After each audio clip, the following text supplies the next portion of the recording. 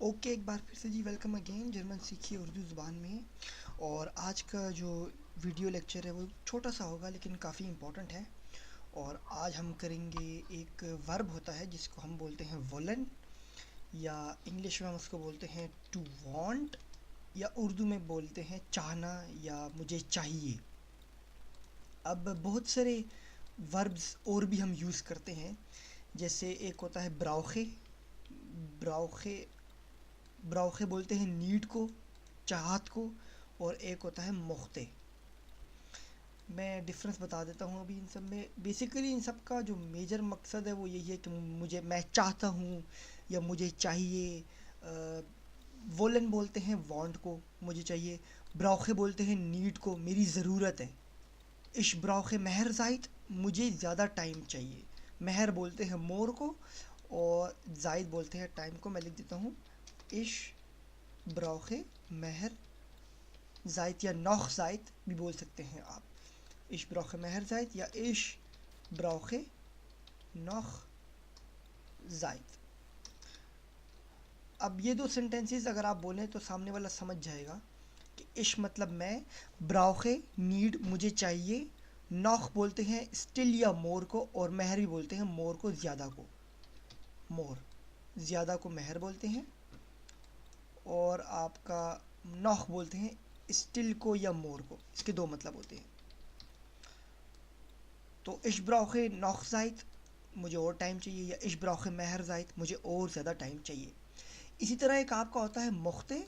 और मुख्ते हम ज़रा पोलाइट सेंस में आता है। अगर आप किसी से कोई जैसे कि आप अपने अगर पेरेंट्स से मांग रहे हैं कुछ, या किसी बड़े से कुछ मांग रहे हैं, या अपने बॉस से मांग रहे हैं, तो आप मुख्ते यूज़ करेंगे कि इश मुख्ते आइन मुखनंदे महर, कि मुझे एक वीक और दो। तो मुख्ते ज़रा एक अदब के ज़ुमरे में आ जाता है जब आप अदब से कुछ चीज़ मांग रहे हों किसी बड़े आदमी से। अब मैं आपको आज का हमारा जो मेजर टॉपिक है वो वोलन है। तो इसके बारे में मैं आपको पहले बता देता हूँ कि अगर आप इश के साथ यूज़ कर रहे हैं तो ये आएगा विल। अगर आप दू के साथ कर रहे हैं तो आएगा विल्स्ट। एयर जी और इसके साथ कर रहे हैं तो विल। जी और वेयर के साथ आएगा वोलन, और ईयर के साथ आएगा वोल्ट। जैसे कि हमें पता है कि जर्मन ज़ुबान में जब आप वर्ब यूज़ करते हैं तो प्रोनाउंसिएशन चेंज हो जाती है। जैसे अगर मैं यूज़ करूँगा तो इश विल आइन ऑटो, मुझे एक गाड़ी चाहिए। दू विल्स्ट आइन ऑटो, तुम्हें एक गाड़ी चाहिए। एयर विल आइन ऑटो, वो एक गाड़ी चाहता है। और जी वोलन आइने ऑटो, हम एक गाड़ी चाहते हैं। इहर वोल्ट आइने ऑटो, वो लोग एक गाड़ी चाहते हैं। इश जो होता है मी होता है, दू यू होता है, एयर ही होता है, जी शी होता है। मुझे उम्मीद है आप भूले नहीं होंगे। और ये जो जी होता है ये वी होता है। जी, ये वाला जी आपका रिस्पेक्टेबल यू होता है, या फिर अस होता, वियर होता है अस या वी, और ईयर होता है यू गाइस। यस। तो अगर आपका ये इश है तो इसका मतलब मी, दू का मतलब यू, एयर का मतलब ही, जी का मतलब शी। इस जी का मतलब रिस्पेक्टेबल यू, जब आप किसी बड़े से बात कर रहे हो इज़्ज़त के अंदाज में। और ईयर का मतलब होता है यू गाइस। तो इश विल आइन ऑटो, दू विल्स्ट आइन ऑटो, एयर विल आइन ऑटो, जी वोलन आइन ऑटो, और ईहर वोल्ट आइन ऑटो। अब थोड़ी सी हम एग्जांपल कर लेते हैं। वोलन जो है इसके साथ हम second form of verb use करते हैं। Second form of verb woollen के साथ आपका यूज़ होता है। कैसे यूज़ होता है मैं आपको बता देता हूँ। जैसे कि अगर मैं एक सवाल पूछ रहा हूँ तो विल्स दू आइने पिज्ज़ा बिस्टेलन।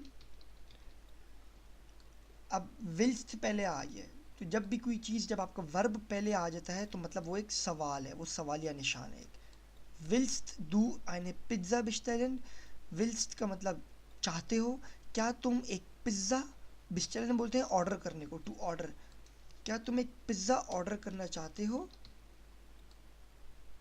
क्या तुम एक पिज़्ज़ा ऑर्डर करना चाहते हो?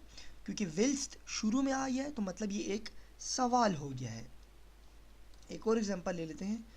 वियर वॉलन मॉर्गन नख फ्रांकफुर्ट फाहगन।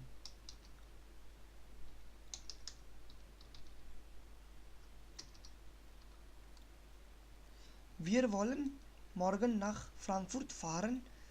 वियर का मतलब हम, वोलन वांट, वी वांट, मॉर्गन बोलते हैं टुमारो को, नख फ्रांकफुर्ट और फारन बोलते हैं ड्राइव करने को या जाने को। तो हम सुबह फ्रांकफुर्ट की तरफ जाना चाहते हैं। अगर आप इस सेंटेंस की वर्ड के अरेंजमेंट पे गौर करें तो बड़े ही डिफरेंट अरेंजमेंट है वर्ड की। हम, अगर मैं लफ्ज़ी तर्जुमा आपको बताऊं तो हम चाहते हैं सुबह फ्रांकफुर्ट की तरफ जाना।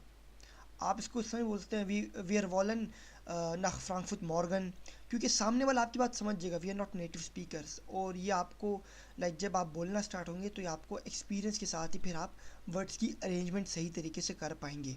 लेकिन अगर आप ऐसे ही बोलें जैसे आप उर्दू में बोलते हैं और उसको जर्मन में ट्रांसलेट कर लें तो मोस्ट प्रोबेबली सामने वाला आपकी बात समझ जाएगा। एक और लेते हैं, वोल्ट ईहर मिटकोमिन।